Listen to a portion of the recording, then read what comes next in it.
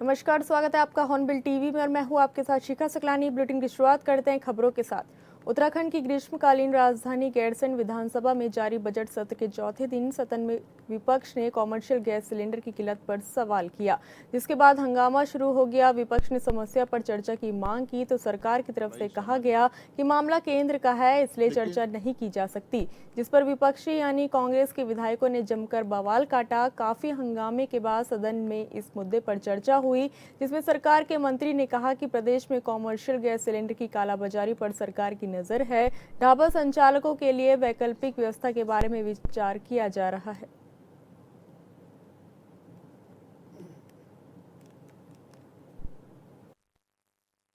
बरकोट एवं सामुदायिक स्वास्थ्य केंद्र चिन्यालीसौड़ में विशेष चिकित्सकों के 6 पद सृजित हैं, जिनके सापेक्ष सामुदायिक स्वास्थ्य केंद्र बरकोट में और एवं सामुदायिक स्वास्थ्य केंद्र चिन्यालीसौड़ में 6 सामान्य चिकित्सक काम कर रहे हैं। एक वहाँ पे डेंटल चिकित्सक भी काम कर रहे हैं। सामुदायिक स्वास्थ्य केंद्र बड़कोट एवं सामुदायिक स्वास्थ्य केंद्र चिन्यालीसौड़ में एक्सरे लैब की सुविधा उपलब्ध है, 24x7 इमरजेंसी की सुविधा उपलब्ध है एवं एम्बुलेंस 108 की सुविधा उपलब्ध है। पहला तो यह है माननीय अध्यक्ष जी,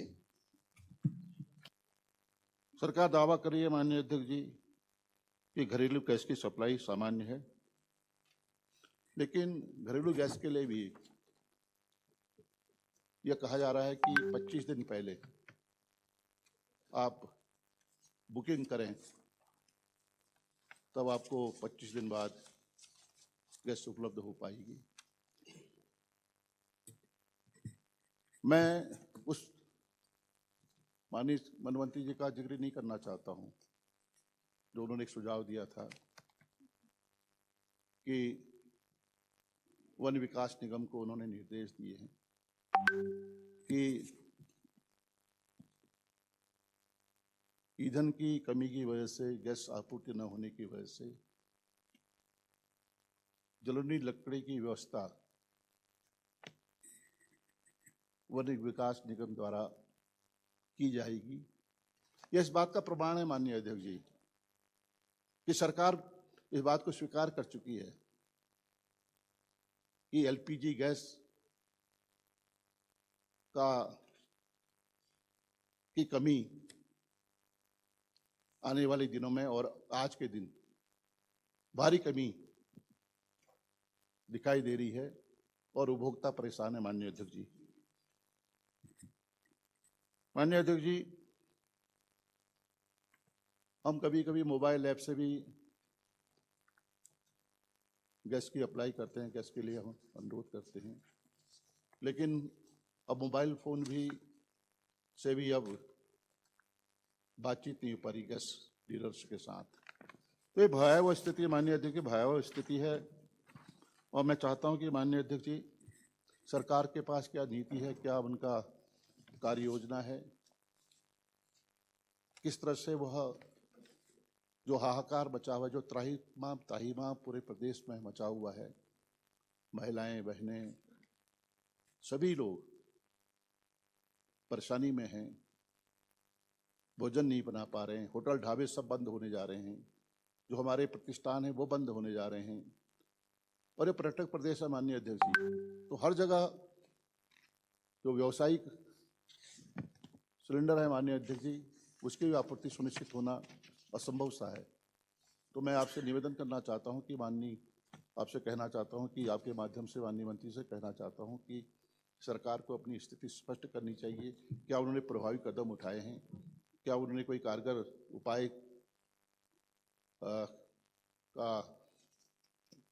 उपाय किए हैं जिससे कि जो आपूर्ति नहीं हो पा रही है, जो गैस कनेक्शन नहीं मिल पा रही, गैस की जो सुविधा नहीं मिल पा रही है, उस दिशा में सरकार क्या कदम उठाने जा रही है। और निश्चित रूप से सरकार स्वीकार कर रही है अंतर्राष्ट्रीय परिस्थितियां, Iran, America, Israel, west Asia के बीच जो युद्ध चल रहा है, इन परिस्थितियों में निश्चित रूप से कमी हुई है। और यही कारण था कि भारत सरकार ने कॉमर्शियल सिलेंडर पर रोक लगाई। एक देखिए, डोमेस्टिक सिलेंडर पे कोई रोक नहीं है। दूसरा, ये स्वीकार हमारे प्रतिपक्ष के साथियों को भी करना चाहिए कि वैश्विक परिस्थिति है, ये कोई केवल हिंदुस्तान के लिए नहीं है, उत्तराखंड के लिए नहीं है, पूरे देश के लिए। और जहां तक सरकार की जिम्मेदारी का एहसास है माननीय अध्यक्ष जी, पहले तो इसमें जो हमारे डिस्ट्रिक्ट मजिस्ट्रेट्स हैं उनके अतिरिक्त और तमाम हमारे जो इसेंशियल कम्युनिटी एक्ट है, हमारे जो अधिकारी प्राधिकृत अधिकारी हैं, जो प्राधिकृत किए हैं, जो ऑथराइज हैं, वो इस पे कार्रवाई करने का निश्चित रूप से कार्रवाई करेंगे। और दूसरा, वो हमारे प्रदेश के मुख्य सचिव ने कल ही सारे डीएम्स को डायरेक्ट कर दिया कि ये इंश्योर करे कोई ब्लैक मार्केटिंग न हो। और अवैध भंडारण के खिलाफ छापामारी शुरू हो गई है और नैनीताल जनपद में 3 FIR भी कर दी गई हैं और होटल और ढाबों की जांच की जा रही है। निश्चित रूप से अध्यक्ष जी, ये एक हमारा पर्यटन प्रदेश है। पर्यटन प्रदेश होने के साथ साथ हम 4 धाम यात्रा की शुरुआत होने वाली, और स्वयं नेता प्रतिपक्ष ने जब सरकार के बयान को मीडिया के माध्यम से सुना तो मुझसे बात की, तो विस्तृत सूत्रों सुना तो उनकी मेरी वार्ता हुई, तो हमने उनको सब 2 दिन पहले खुद ही बता दिया कि सरकार इसको लेकर चिंतित है और सरकार वैकल्पिक व्यवस्था किस तरह की जा सकती है, कॉमर्शियल जो हमारे ढाबे हैं, होटल्स हैं, उस पर सरकार निश्चित रूप से कार्रवाई कर रही है। और वन विभाग, क्योंकि इसमें जलोढ़ी लकड़ी के बारे में हम सोच रहे हैं कि वन विभाग वन निगम के माध्यम से किस तरह इस पर आगे जाके इस परिस्थितियों से निपटे, क्योंकि हमें तैयार रहना होगा माननीय अध्यक्ष जी। अभी डोमेस्टिक सिलेंडर की कमी नहीं है, पर अगर युद्ध ज्यादा चला तो हर चीज के लिए तैयार रहना पड़ेगा, क्योंकि ये वैश्विक कारण है, माननीय परिस्थितियां माननीय अध्यक्ष जी। और मैं माननीय अध्यक्ष जी आपके माध्यम से नेता प्रतिपक्ष का धन्यवाद भी करना चाहूंगा कि उन्होंने इस बात को स्वीकार किया कि ये सेंट्रल सब्जेक्ट था और आखिर राज्य के हित में, राज्यवासियों के लिए, सरकार को चेताने के लिए, सरकार को यह करने के लिए कि सरकार अपनी जिम्मेदारी निभाए, ब्लैक मार्केटिंग रोके, होर्डिंग रोके और इंश्योर करे कि कोई ब्लैक मार्केटिंग ना हो, तो सरकार इस पर निश्चित रूप से काम करेगी। मैं निवेदन है कि इसको अग्राह्य करने की बात।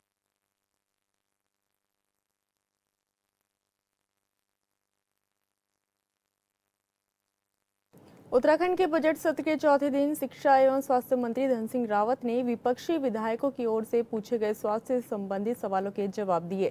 मंत्री ने डॉक्टरों की कमी और नई स्वास्थ्य सुविधाओं को लेकर सदन में जानकारी दी। उन्होंने कहा कि कर्मचारियों और पेंशनरों के लिए गोल्डन कार्ड पर कैशलेस इलाज पर 771 करोड़ रुपए खर्च किए गए हैं। उन्होंने कहा कि सरकार एक एक समस्या को दूर कर रही है। स्वास्थ्य मंत्री ने कहा कि हाट बाजार में बिकने वाले खाद्य पदार्थों की जाँच होगी। वहीं खाद्य सुरक्षा विभाग में कर्मियों की कमी पर स्वास्थ्य मंत्री ने कहा कि प्रतिनियुक्तियों के लिए आवेदन किया जाएगा।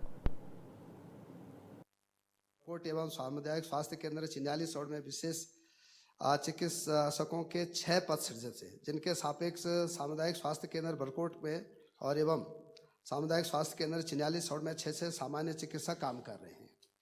एक वहाँ पे डेंटल चिकित्सक भी काम कर रहे हैं। सामुदायिक स्वास्थ्य केंद्र बड़कोट एवं सामुदायिक स्वास्थ्य केंद्र चिन्यालीसौड़ में एक्सरे लैब की सुविधा उपलब्ध है, 24x7 इमरजेंसी की सुविधा उपलब्ध है एवं एम्बुलेंस 108 की सुविधा उपलब्ध है।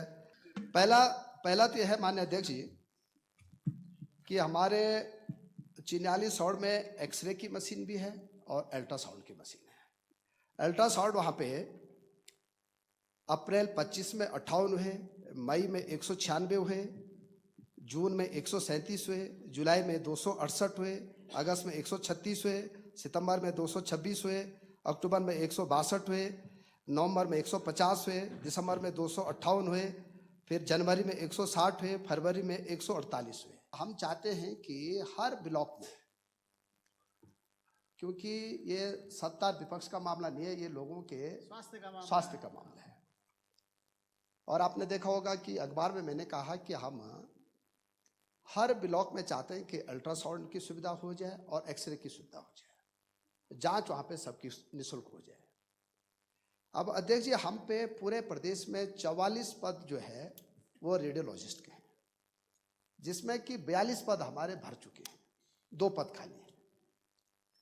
अब हमने ये भी व्यवस्था की है कि जो रेडियोलॉजिस्ट है उसी के नाम पे अल्ट्रासाउंड की मशीन आती है। अब हमने क्या है कि वो 4 दिन एक हॉस्पिटल में रहेगा और 2 दिन एक जगह जाएगा, ये हमने व्यवस्था बनाई है। कहीं ये भी कर रखा है हमने कि 5 दिन रहता है, एक दिन जो दूसरे हॉस्पिटल में जाता है। तो लगभग हमारे पूरे प्रदेश में 80-82 केंद्रों पे अल्ट्रासाउंड की व्यवस्था हो जा रही है। अब हम चाहते हैं, क्योंकि ये यात्रा मार्ग भी है और वहाँ पे तीर्थयात्री भी बहुत आते हैं, तो हमारा जो बड़कोट है, हम चाहते हैं कि वहाँ पे हम अल्ट्रासाउंड मशीन भी दे देंगे, क्योंकि वहाँ पे यात्रा का वो भी है, सीजन भी है अभी, और काफ़ी लोगों को फिर नहीं तो बहुत दूर जाना पड़ता है। लेकिन मैं कहता हूँ कि हम एक दिन हफ्ते में या 2 दिन वहाँ पे इसकी व्यवस्था करें ताकि वो रोटेशन पे जा सके।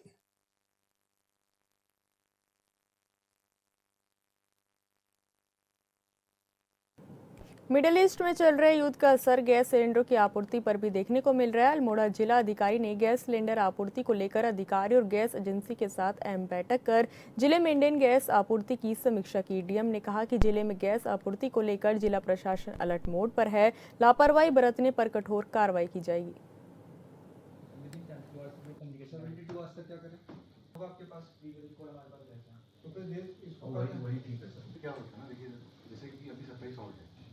देखिए, बैठक हुई गई। बैठक में ये क्लियरली गैस एजेंसीज को बता दिया गया है कि डोमेस्टिक सप्लाई हमारे पास पर्याप्त है, कोई भी शॉर्टेज नहीं है।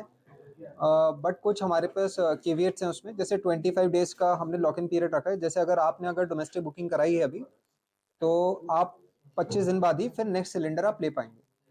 कमर्शियल एस्टैब्लिशमेंट में अभी हम लोग एजुकेशनल इंस्टीट्यूशंस और हॉस्पिटल्स के लिए हम लोगों ने अलाउ करा है, जो मेडिकल इंस्टीट्यूशंस हैं। बाकी जगह कमर्शियल इंस्टीट्यूशंस के लिए अभी रोक है। तो हम लोग का यही आप लोगों से संदेश है। अभी शायद बिकॉज बहुत ज़्यादा प्रेशर आ रहा था ऐप पे या फिर आपके फ़ोन नंबर पे, तो वो हैंग कर रहा था। तो गैस एजेंसीज मैनुअली जिनका 25 दिन से ज़्यादा हो गया बुक करे, वो लोग ले सकते हैं, बट गोदाउन में जाके आपको अभी लेना पड़ेगा। एक्सपेक्टेड है, जो हमें बताया गया रिप्रेजेंटेटिव्स के द्वारा, कि 72 आवर्स में फ़ोन नंबर और जो भी ग्लिचेस आ रहे हैं वो टेक केयर कर लिए जाएंगे। बिकॉज एक फियर फैक्टर आ गया था, अननेसेसरी फियर फैक्टर है। We have sufficient reserves. बार बार जो प्रेस ब्रीफिंग हो रही है भारत सरकार की, उसमें भी ये बताया गया है कि डोमेस्टिक का हमारे पास कोई इशू नहीं है। जहां एक और मंगलौर के बिजौली गांव में घरेलू एलपीजी गैस सिलेंडर की बुकिंग को लेकर गैस उपभोक्ताओं की गैस एजेंसी पर भीड़ नजर आ रही है, तो वहीं दूसरी ओर बुकिंग न होने के चलते कस्बे में स्थित गैस एजेंसी बंद कर दी गई है। दरअसल गैस सिलेंडर की बुकिंग में आ रही तकनीकी और समय सीमा संबंधी दिक्कतों की वजह से लोगों को एजेंसी के चक्कर लगाने पड़ रहे हैं। स्थिति ये है कि कई उपभोक्ता घंटों लाइन में खड़े रहने के बावजूद बुकिंग नहीं करा पा रहे, जिसके उनके घरेलू कामकाज प्रभावित हो रहे हैं। एजेंसी पर पहुंचे उपभोक्ताओं का कहना है कि गैस बुकिंग कराने में काफ़ी दिक्कतें हो रही हैं। कई लोग लगातार एजेंसी के चक्कर लगा रहे हैं, लेकिन फिर भी उनकी बुकिंग नहीं हो पा रही।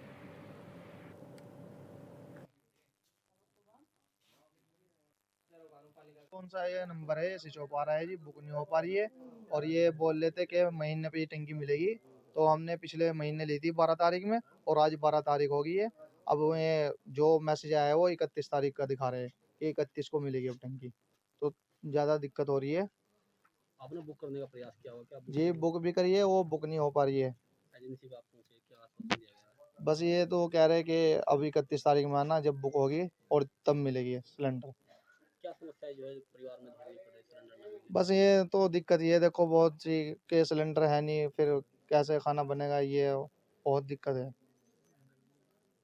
की?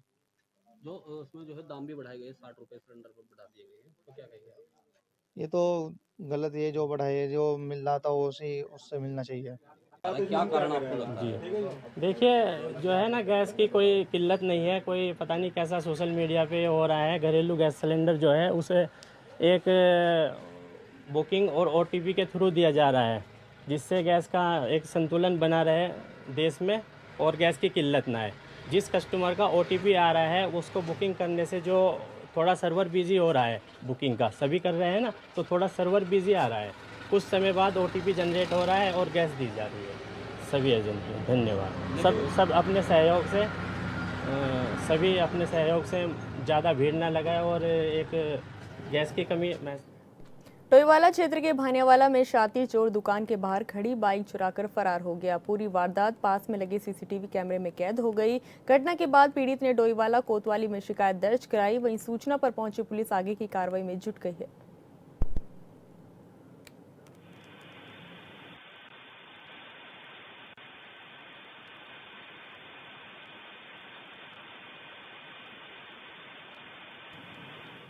हेमवती नंदन श्रीनगर गढ़वाल केंद्रीय विश्वविद्यालय के बिड़ला परिसर में आयोजित छात्र संघ उद्घाटन समारोह में कैबिनेट मंत्री डॉक्टर धन सिंह रावत ने शिरकत की। इस दौरान उन्होंने विश्वविद्यालय के विकास के लिए पर्याप्त बजट उपलब्ध कराने का आश्वासन दिया। उन्होंने कहा कि राज्य सरकार उच्च शिक्षा के विकास के लिए पूरी तरह प्रतिबद्ध है और केंद्रीय विश्वविद्यालय के रूप में गढ़वाल विश्वविद्यालय को हर संभव वित्तीय सहायता दी जाएगी। कार्यक्रम में छात्र संघ अध्यक्ष महिपाल बिष्ट ने विश्वविद्यालय के लिए 2 बसें उपलब्ध कराने की मांग रखी, जिस पर कैबिनेट मंत्री ने सकारात्मक रुख दिखाते हुए 2 नई बसें देने की घोषणा भी की। मेमेंटो के साथ माननीय मुख्य अतिथि महोदय को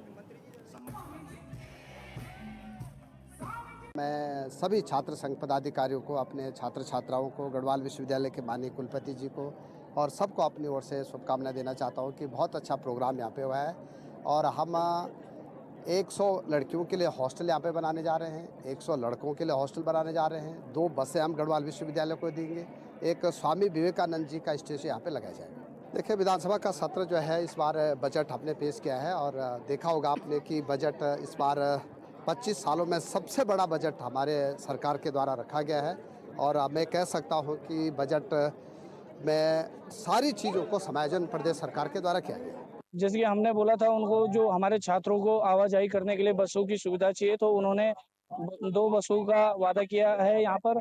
और पहले भी उन्होंने एम्बुलेंस देने की बात रखी थी और जो कि हमारे पास एम्बुलेंस पहुँच चुकी है और जल्दी हमारे गढ़वाल विश्वविद्यालय में स्वामी विवेकानंद जी की मूर्ति लगाने का भी आश्वासन दिया है। मेरी सबसे बड़ी जो ताकत है वो ये पूरी छात्र शक्ति है, क्योंकि इन्हीं के बलबूते पर आज मैं छात्र संघ अध्यक्ष के रूप में यहाँ पर खड़ा हूँ। और मैं बोलना चाहूँगा कि इन सभी की खुशी थी और एक उत्साह भी बोलेंगे कि इन्होंने हमें एक डिमांड दी कि आप इस कार्यक्रम में एक अच्छी लोक गायिका को बुलाएं, तो हमने प्रियंका मेहर जी को आमंत्रित किया। हमारी मेन मुख्य मांग हमारी ये थी कि जैसे यहाँ पे हॉस्टल्स की कमी है, तो 2 हॉस्टल देने की मांग पूरी करी है श्री धन सिंह रावत जी ने।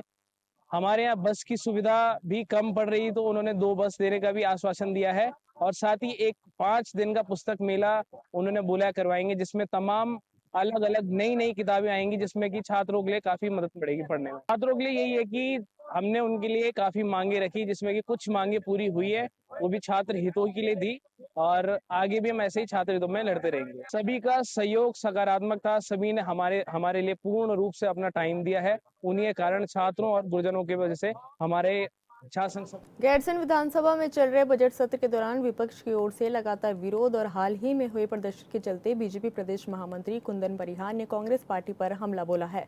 उन्होंने कांग्रेस पर पलटवार करते हुए कहा कि जब भी गैरसैंण में सत्र आहूत किया जाता है तब कांग्रेस की ओर से विरोध प्रदर्शन और सत्र का बहिष्कार करने की कोशिश की जाती है। बार बार कांग्रेस का विरोध करना यही दर्शाता है कि कांग्रेस सत्र के दौरान चर्चा से भाग रही है।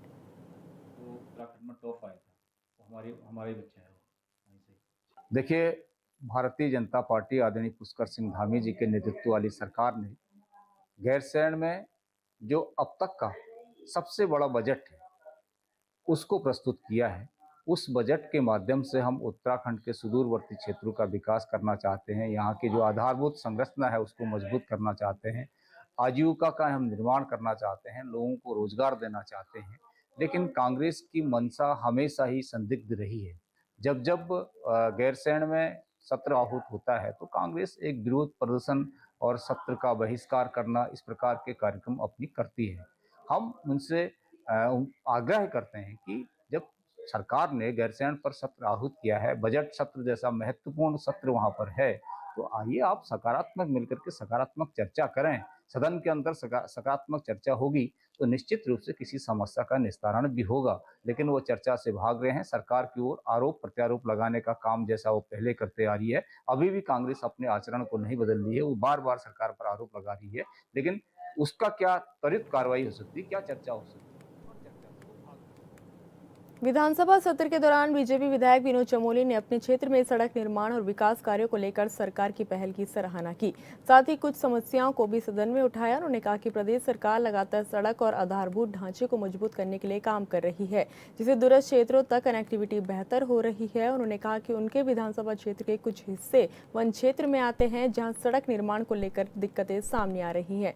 इस मुद्दे को उन्होंने सदन में भी उठाया और कहा कि कई स्थानों पर स्थिति ऐसी है कि ना तो PWD पीडब्ल्यूडी विभाग सड़क बना पा रहा है और ना ही वन विभाग, जबकि स्थानीय लोगों को आवागमन में भारी परेशानी का सामना करना पड़ता है। उन्होंने कहा कि इस मामले में संबंधित विभागों के स्पष्ट निर्णय लेकर सड़क निर्माण कराना चाहिए। को लेकर दिक्कतें तो है ही है फॉरेस्ट क्लियरेंस को लेकर, लेकिन जैसे मेरी विधानसभा का कुछ क्षेत्र ऐसा है जो फॉरेस्ट की जमीन पे लगा हुआ है और फॉरेस्ट ने अपने फॉरेस्ट एरिया को कवर कर दिया है, उसकी बैरिकेडिंग कर दी है। उसके बाद भी जब सड़कों को हम बनाने के लिए काम शुरू करते हैं तो कहीं ना कहीं उसे व्यवधान करते होने नहीं देते, क्योंकि उनका ऑब्जेक्शन रहता है। तो मेरा स्पष्ट कहना है, अगर फॉरेस्ट मुझे बनाने में ऑब्जेक्शन है, वहाँ बड़ी आबादी से आवाजाही है, या तो फॉरेस्ट उसको खुद बना दे, हमें तो उसकी अनुमति दे ताकि लोगों की आवाजाही सुलभ हो सके। इसी प्रकार एक जो हमारा आसारोड़ी झाझरा जो हाईवे है, उसको लेकर भी एक दिक्कत है। यहाँ पर एक रास्ता है हमारा जो फॉरेस्ट होते जाता है, लगभग 25,000 की आबादी वहाँ से निकलती है, लेकिन जब ये NH बनाया गया तो इसमें सर्विस लेने की व्यवस्था नहीं दी गई। इसके कारण वो रास्ता पूरा अवरुद्ध हो गया है। बीच में मैं और सैयद कुंडी जो यहाँ के विधायक हैं, इन दोनों का क्षेत्र वो पड़ता है। इन दोनों को दोनों NH के अधिकारियों को हम लोगों ने वहाँ बुलाया था, पूरा ड्राइंग जब चेक किया, इसमें कोई भी व्यवस्था आगे लोगों के निकास आवागमन की नहीं रखी गई है। तो हम लोगों ने कल यही बात की है कि जो आपकी अपनी सड़कें हैं, कम से कम उन सड़कों को इतना बेहतर कर दीजिए ताकि आम आवाजाही यहाँ से हो सके और लोगों की सुविधा बाधित न हो। बीजेपी प्रदेश महामंत्री कुंदन परिहार ने कहा कि पूरे देश में SIR की प्रक्रिया शुरू हो चुकी है, उत्तराखंड में तीसरे चरण में शुरू होने वाली है। इसको लेकर बीजेपी ने राष्ट्रीय स्तर पर कार्यशाला आयोजित की है। उन्होंने कहा कि 15 तारीख को उत्तराखंड में भी पार्टी कार्यकर्ताओं के लिए SIR से संबंधित कार्यशाला आयोजित की जाएगी। कुंदन परिहार ने कहा कि इस कार्यशाला के जरिए कार्यकर्ताओं को बताया जाएगा कि मतदाता सूची में एक व्यक्ति का नाम केवल एक ही स्थान पर होना चाहिए और 2 जगह वोट दर्ज नहीं होना चाहिए। साथ ही ये भी सुनिश्चित किया जाएगा कि कोई भी व्यक्ति गलत प्रमाण पत्र के आधार पर अपना नाम मतदाता सूची में दर्ज न करा सके। उन्होंने कहा कि पार्टी के BLA 2 कार्यकर्ताओं को सक्रिय किया जाएगा। देखिए, संपूर्ण देश भर में जो SIR की प्रक्रिया प्रारंभ हुई है, उसमें उत्तराखंड तीसरे चरण में SIR प्रारंभ करने वाला है। तो इसके लिए एक हमारी राष्ट्रीय स्तर पर इसकी कार्यशाला आयोजित की गई थी और 15 तारीख को हमने अपने उत्तराखंड प्रदेश के एक अपने कार्यकर्ताओं से संबंधित SIR की कार्यशाला का आयोजन किया है।